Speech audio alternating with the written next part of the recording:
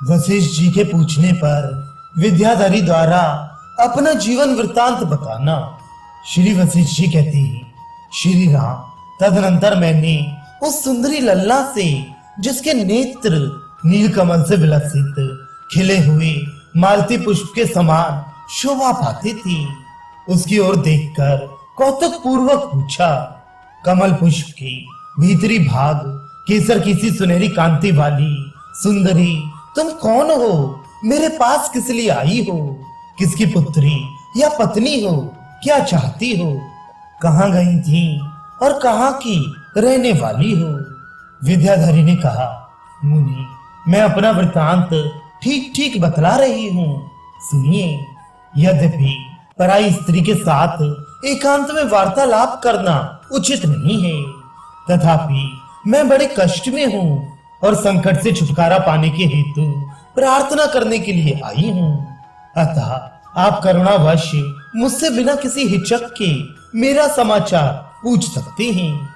महर्षि, परमोत्कृष्ट चिन्मय आकाश के किसी छोटे से कोने में आपका ये आश्रम रूपी विलक्षण संसार बसा हुआ है। इसमें पाताल, भूतल और स्वर्ग ये तीनों प्रकोष्ठ हैं। वहाँ हिरण्यगर्भ ब्रह्मा के आकार में स्थित हुई माया ने कल्पना नामक एक कुमारी अर्थात गृह स्वामिनी का निर्माण किया है। इन तीनों में जो भूतल है वे कंगन किसी आकृति वाले द्वीपों और समुद्रों से घिरा हुआ है, अतः उनके रंगों से अनुरंजित हो ताम्र वर्ण का दिखाई देता है, साथ ही कुछ ऊंचा भी है। इस प्रकार ये भूतल उपर्युक्त कंगन से विभूषित जगत लक्ष्मी की कलाई के समान जान पड़ता है। द्वीपों और समुद्रों के अंत में चारों ओर से 10,000 योजनों तक स्वर्णमयी भूमि स्थित है। उसके अंतिम छोर पर लोकालोक नाम से विख्यात पर्वत है, जो जगत लक्ष्मी की ऊंची कलाई के समान शोभा पाने वाले इस भूपीठ को कंगन के समान चारों ओर से घेरे हुए है। उस लोकालोक पर्वत के शिखरों पर रत्नमयी बड़ी बड़ी शिलाएं हैं, जो आकाश के समान निर्मल हैं। उन शिलाओं के बीच में लोकालोक पर्वत के उत्तर भाग में उसके पूर्ववर्ती शिखर की जो एक शिला है, उसके भीतर मैं निवास करती हूँ। उस शिला का त्वचा भाग कभी छीड़ ना होने वाले वज्रसार मणि के समान कठोर है। विधाता ने मुझे वहां बांध रखा है और इस प्रकार विवश होकर मैं उस प्रस्तर यंत्र में वास कर रही हूँ। मुनि, मैं समझती हूँ कि उस शिला में रहते हुए मेरे असंख्य युग बीत गए। केवल मैं ही नहीं बंधी हूँ, मेरे पतिदेव भी उसके भीतर वैसे ही बंधे हैं। जैसे सायंकालिक कमल कोश में भ्रमर बंध जाता है, उस शिला के कोटर में उसके संकीर्ण स्थान में पति के साथ रहकर मैंने दीर्घ काल तक सुख दुख का अनुभव किया है, और इस अनुभव में मेरे असंख्य वर्ष समूह बीत गए हैं, किंतु अभी तक हम दोनों अपने एकमात्र दोष कामना के कारण मोक्ष नहीं पा रहे हैं। उसी तरह परस्पर ममता बांधे हम दीर्घ काल से वहीं रहते हैं।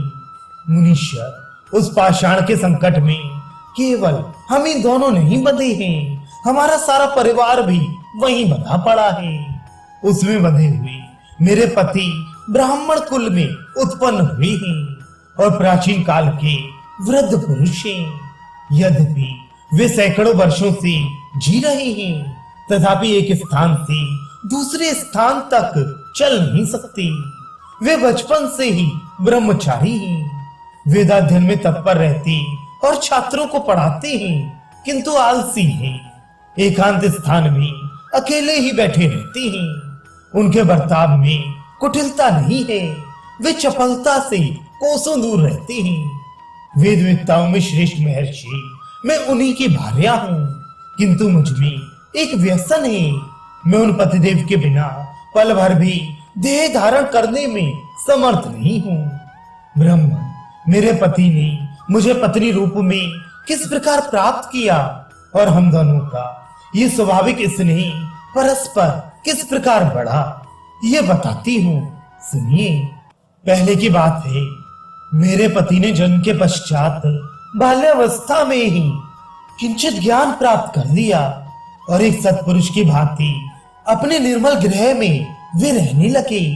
उन दिनों उन्होंने विचार किया कि मैं वेदों के स्वाध्याय में संलग्न रहने वाला ब्राह्मण हूँ। मुझे अपने ही अनुरूप ऐसी भार्या कहां से प्राप्त हो सकती है जो उत्तम जन्म के कारण शोभा पा रही हो।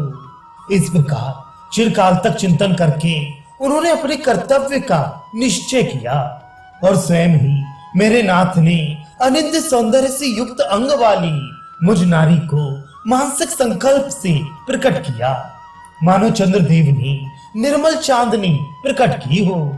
मन से उत्पन्न होने के कारण मैं उनकी मानसी भार्या हुई और जैसे वसंत ऋतु में मंदार वृक्ष की उत्तम एवं सुंदरी मंजरी बढ़ती है, उसी प्रकार मैं भी बढ़ने लगी।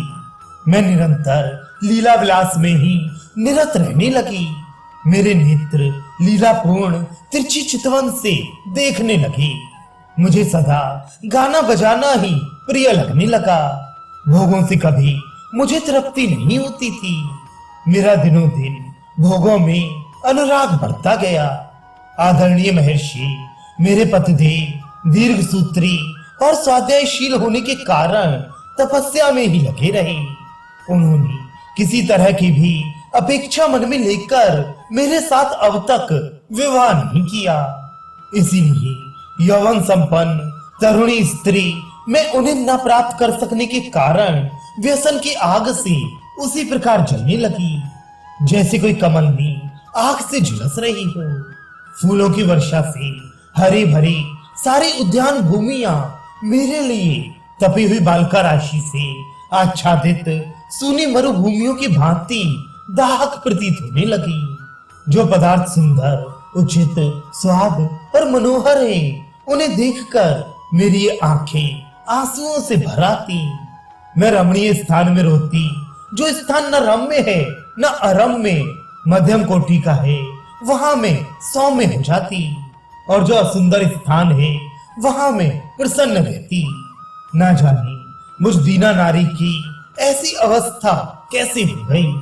भगवान, इस प्रकार मेरे नवीन यौवन के बहुत से दिन व्यर्थ बीत गए।